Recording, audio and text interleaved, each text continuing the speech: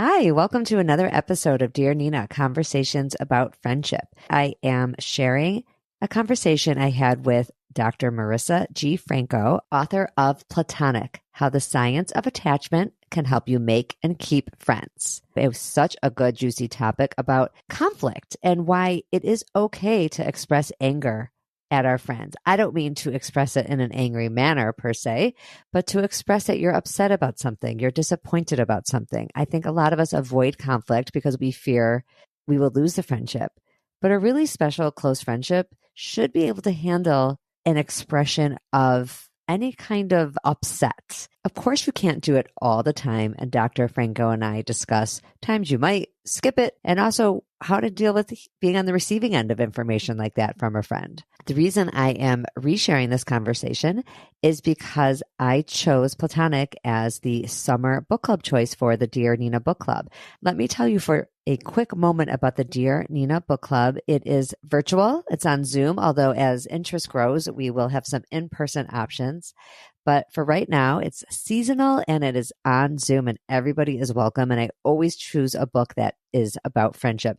This one is about friendship in the most literal way. It is a book about friendship. It is not always like that. You can see the other selections that I have done, and you can also sign up for the summer book club, which is going to be on July 24th, 7 p.m. Central. I do my things in Central Time because I live in Minnesota, although, like I said, everyone is welcome. So you can find all that information, the sign up for that, the books we've done in the past on ninabadzin.com/book club.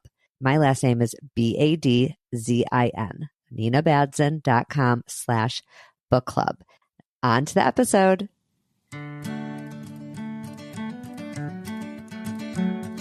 Welcome to another episode of Dear Nina, Conversations about Friendship. I love talking about what works and doesn't work in friendship and helping myself become a better friend through these conversations. Today, the listeners and I are getting expert help on a really hard topic: why expressing anger can strengthen a friendship. In this lesson in handling conflicts in our friendships, both expressing anger and receiving it is thanks to Dr. Marissa G Franco.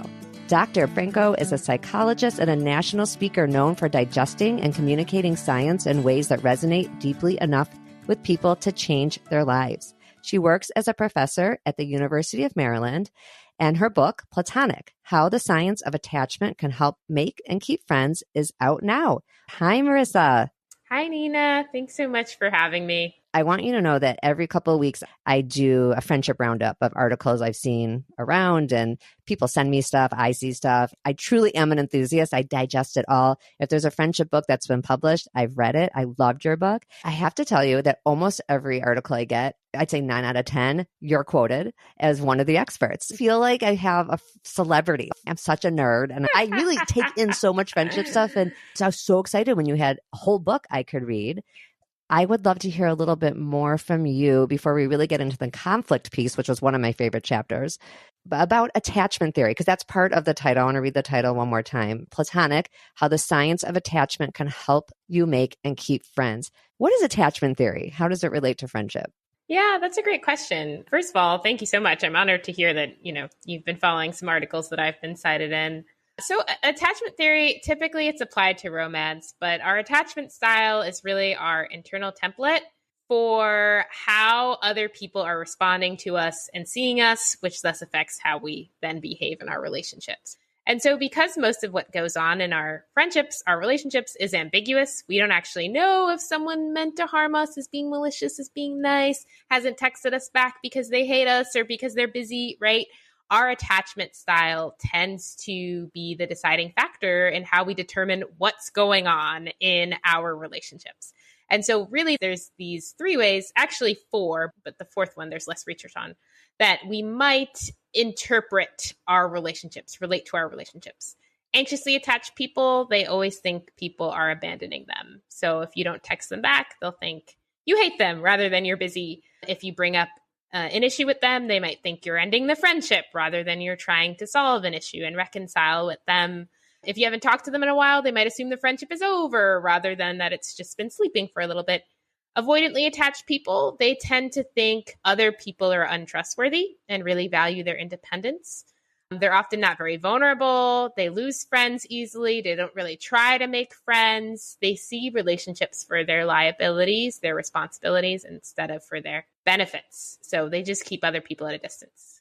Secure people, they're comfortable giving and receiving love and getting close to people. And they tend to relate to ambiguity with optimism, right? They assume people like them. If they haven't heard back from someone, they assume we're still friends. They just haven't had the chance to get back to me. I really liked your point in the book, and to review for everyone, that was anxious, avoidant, and secure. It's 3 different ways to approach relationships, in this case, friendships. I liked your point in the book that sometimes we're in one stage or another, or even within the same time period. Maybe with certain people, you come at it from a more secure place. With certain people, maybe more from an anxious place, and that might have more, not necessarily person to person. I was thinking more like different parts of your life, depending on what's going on in your life, right? Like if I read that correctly, like I can tell you, so I have 4 kids. I always joked that for the first year of each kid's life, I kind of went into the cave. And I'm a really social person. I like being connected to my friends. Most of the time, I consider myself pretty secure. I like to assume the best. And if someone doesn't text back, I may be annoyed at the inconvenience of having to reach back out, like if we're making plans. And Kat Vellis and I did an episode on group texts and just how it can be difficult to schedule. Like if somebody just holds out, someone isn't answering, how it holds everyone up. But I usually come at it from a place of, it probably fell down in their texts. Because that happens to me. If it's not in the first couple, it might get lost. And most of the times I can come at that in a secure way. If I'm in that first year after each kid was born and I'm just not really hanging out with people as much, I'm much more anxious. Oh, why didn't they text me back? I might not have the secure response. I might have the anxious response. And that's less about the friend and more about just where I was at in life. Yeah, absolutely. One of the person they interviewed he put it as, sometimes I go back to my basement, right? I think we all have the capacity for all 3 different types of attachments, and how they manifest will really depend on where we're at mentally and the status of our relationships. It's natural when someone's really avoidant towards you to fear whether they like you, right? It's natural when someone like an anxious person might demand a lot out of you and to feel like, oh, I need to pull away and back away. And so I think all of us can be in touch with any of these 3 attachment styles at a given time. So conflict was one of my favorite chapters because it is 100% the thing I avoid the most. And it's almost like some of my entire episodes are about avoiding conflict, because sometimes we do want to avoid conflict, but I'm at the point where I realize the goal can't always be to avoid conflict. And you had a quote in there that I loved. I'm going to share with everybody. I mean, you had a ton of them. I like the whole book I was highlighting, but this one I'm going to share here. You said, sharing anger conveys that we're trustworthy enough to be upfront and invested enough to confront. Conflict with friends can restore and even deepen our friendships. And I was not in my head. And it's so true, because when I think about people I have had conflicts with, most times we are closer after, because I've shared something. And we're using the word anger. Your title of the chapter uses the word anger, and we will use the word anger a lot. I think another way of saying anger is hurt feelings, genuine hurt feelings. When you've shared that, you don't do that unless you care about the friendship. If you really didn't care, you would just withdraw, which I think a lot of people do. Do you see that a lot, that withdrawing? Absolutely. I mean, I cite some research in the book that when it comes to conflict, we're more likely to address it in our romantic relationships than in our friendships. And I think one of the themes that's come up as I've written this book is what makes one relationship work makes another. If you couldn't be in a romantic relationship with someone without eventually addressing or confronting some sort of issue, that's going to be true for the intimacy of friendships. And so I think we have to normalize conflict as part of intimacy rather than a red flag that a relationship needs to end, or an excuse to sort of just withdraw and back away, which is what we tend to do when we have issues with friends. So true. That withdrawing, that not answering a text, that not returning a phone call, that kicking the can down the road to make plans. Sometimes I've had people on the show, and I've said it too, we've advised that sometimes if you are trying to have a friendship be less close, those are the things we do. And so it would make sense that if you're on the receiving end of withdrawing, you're getting the message, this person doesn't want to be as close. Sometimes that is true. Sometimes we do it for that reason. But let's get into how we can express our anger with friends, and then we will get to how we can receive it. Because if people are taking this advice, that means we also need to be on the receiving end of friends of ours wanting to share conflict. So I will say when there is an issue in the friendship that isn't just passing, that's continued to be on your mind and to affect how you engage with the friend, right? Maybe you're still talking to them, but there's not the same level of intimacy. You're not as excited about it. You're not wanting to reach out as much. You notice it has some sort of impact in how you're interacting with that friend. That might be a sign that you need to address a problem, or you're angry and you've been angry, right? As I talk about this chapter as we need to use anger as a symbol that we need to heal something rather than just push it away. Because what happens when we just push it away is that there were so many junctures where we could have healed something and we didn't. And then it gets to be too much. We've accumulated too many grudges. And at that point, all we feel like we can really do is withdraw from the friendship. And that's why expressing our issues, expressing our anger in a certain type of way is really a portal to healing the friendship. That's so beautifully said. And I know I'm like 100% making an Instagram quote out of that. I can just picture it. We're going to talk about your social media at the end, by the way, and how helpful it is just in those little bites.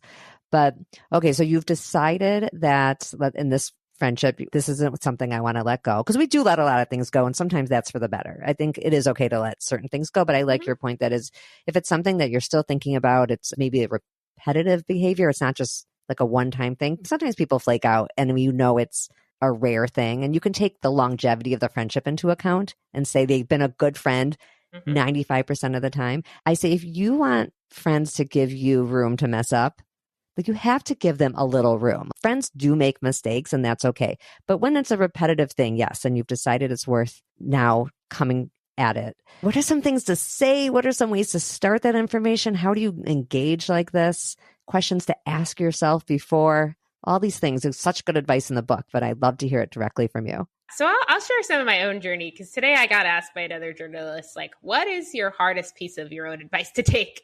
And I'm like, addressing conflict. It takes me months. Now I know how to do it and that I should do it, but that doesn't mean my body isn't very afraid. And I really have to push myself to be in a centered place, be taking care of myself, and just keep reminding myself that this can deepen the intimacy until I can kind of persuade myself of it, because it feels very, very scary for me. I tried to push conflict away so much that I was distancing myself from one of my best friends. And I realized that I thought I was saving the friendship by trying to get over it on my own, but in not being able to get over it, I was making the friendship so much worse. I was sabotaging it, because now we couldn't address it. Now we couldn't heal. Now we couldn't reconcile. Now I will say, not addressing conflict is like holding someone guilty before you've given them a trial. Because sometimes the issue you had, they have a brilliant justification that would totally change how you interpret the harm if you only gave them a chance to explain themselves. So reading a study that was like, apparently, if you address conflict in an empathic way, that is correlated with more intimacy in your friendship. And I was like, so having open conflict can benefit my friendships. Okay, all right. And so I just started to look into the science more. What does this tend to look like, this open empathic conflict? And it looks like not blaming people, assuming positive intent, expressing what your needs are, taking their perspective while also considering your own. So it doesn't look like, I think, a lot of us is script around anger and conflict, which is like, I'm about to tell you about yourself and you sit down and listen. So what the different steps are. The first is really just to soothe yourself, because anger, while it's very valuable in that it tells us there's an issue we need to address, if we embody the emotion of anger, we are low in perspective taking. We tend to just think about protecting ourselves and not protecting our relationship. So you want to take some time to process and sit with that anger, meditate, exercise, talk to someone else about the problem, whatever can bring you to a place where you feel calm enough to come out the conversation in a way that you're thinking about them and you're thinking about you and you're trying to de-escalate and you're trying to understand and offer empathy and empathize with yourself. So that's really important, that pause. I think framing is really important. So that's the first touch that you have about the conflict. You want to frame the conflict as an act of love, which helps your friend from going into fight or flight mode. So you say something like, hey, our friendship's so important to me. So I just wanted to make sure we could talk about something that's weighing on me so it doesn't create any distance between us. Something very loving. And you arrange a time to talk about it so they feel prepared. And once you meet up with them, you want to share how the problem is impacting you. You don't want to tell them about themselves and how they're a bad friend, they're lousy, they're a disappointment, they're flaky. You want to just say, hey, when you cancel our hangouts last minute, I feel unloved, I feel hurt. And you also want to ask for their perspective because, again, in hearing what's going on for them, it can fundamentally change how things are sitting with you. So you want to then say, yeah, I was just wondering what's going on for you when you need to cancel last minute. Like, is there something else going on that I may not be privy to? And maybe they're like, actually, I've been really depressed and I don't really know if I'm going to have the energy to get out of bed. And that's going to give you the empathy, the explanation you need. And you're going to realize, oh, this wasn't a malicious thing, right? So it's really helpful to get their perspective. I think you should know that conflict in friendship is hard. People are not used to it. So often friends will think you're attacking them, even if you're not, even if you use all these tips. So one thing I say is really important is being able to de-escalate. You hear your friend escalating, you bring it back down, right? They're like telling you, well, you need to know about yourself. You do this, this, and this. And you're not counterattacking. You're just saying like, okay, I hear that you have some other issues maybe that we should also talk through about how I've been treating you. And I'd love to hear about those, but maybe we can just focus on this part. And then I want to hear you out on what some of your issues are, right? It's almost like you're a teacher. I talk about de-escalating as splitting into two selves. You'll see the part of yourself that wants to fight back. And you have to picture yourself splitting into two selves so you can kind of watch that part and then instead engage strategically to meet your goal, which is healing the friendship. It's not, punishing someone or blaming or having a big fight, right? Yeah. So stay close and connected to that goal. It's like we're looking for a win-win. And I think people, even in romantic relationships, really struggle with that. This isn't a win-lose. If somebody is losing, you're losing too then. Maybe you made your points and you proved your points. If you do it in a way that is, like you said, shaming and blaming and not taking responsibility for your part, because it takes two to dance, right? If you can't do it without two winners, I just think it's probably best not to. Not that you shouldn't bring it up, but I love all your tips, like to bring it up with the goal of everyone wins. Everyone's had a chance to be heard, and that the goal is, like you said, the goal is to heal the friendship, period. The goal isn't to score a point or prove a point. And I also think another really important thing, I want to make sure listeners really get this, is providing a little context before you start. Just letting the friend know, I would like to meet. I have something on my mind. I know I've made that mistake and I've been on the receiving end of that mistake. I was a little upset with somebody and I actually already read your book when I did this, but I called and said, hey, I'm a little confused about something. That's what it was, more of a confusion thing. I should have said, I'm a little confused about something. I would love for you to clarify. I'd like to clarify. I'd like for you to clarify. And I should let her know that. And then given her a chance to call me back when it was a good time. It wasn't really a good time. And I just kind of went into it anyway. I wasn't yelling or anything. It wasn't the right time. And so it added a little tension to something that it really didn't need to be tense. It really just needed a clarification. Luckily, we're very close and we were able to go right past that. But it wasn't fair of me to not say, hey, this thing happened. I'd like to understand it better. Can we talk about it? And that's happened on the other end where really it was via text where I got a text with no context, no like, hey, I'm upset about something. I'd like to talk. That they just went right at it. And it's like, whoa, you just feel attacked and unprepared. You do. So all these tips could help us avoid these things because the goal is always to heal the friendship. And if that's not your goal, well, it's kind of like, then why bother? An expression in your book I liked a lot, which is it's a breakup or open up. Those are kind of the two choices. Are we breaking up this friendship or is this an opportunity to open up? Open up how you're feeling. Let the other person open up. It's ultimately about making the unsaid said. And we do not do that enough in friendships, which is why, oh my gosh, I don't want to call them minor or little because they aren't in our own subjective realities and we all have our triggers.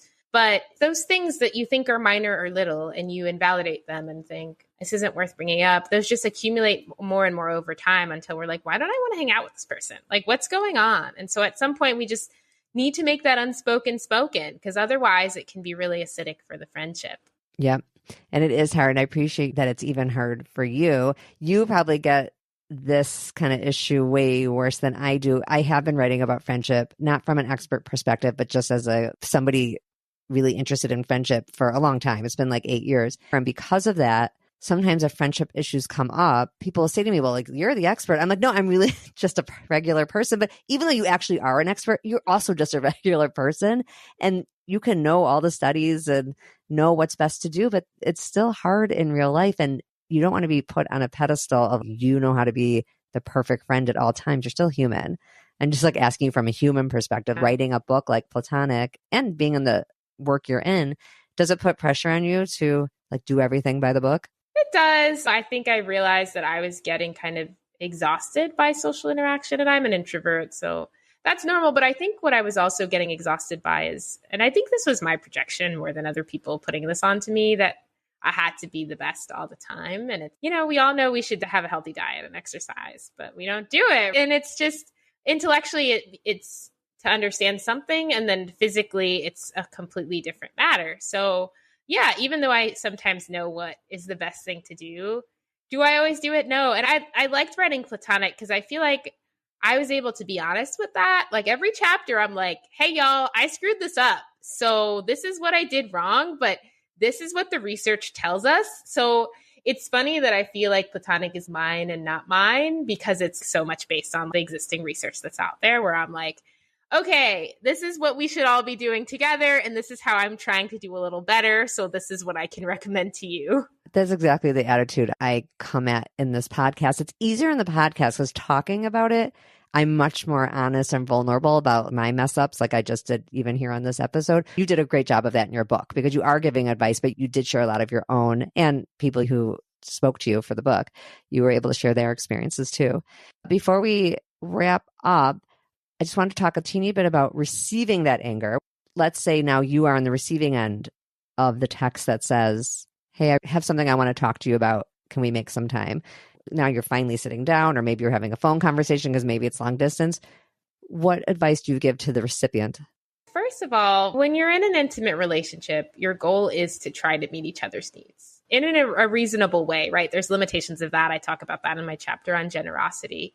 But I think that should be what you're going in thinking, that I want to meet this person's needs because they're important to me. That's what intimacy is. We're trying to show up for each other.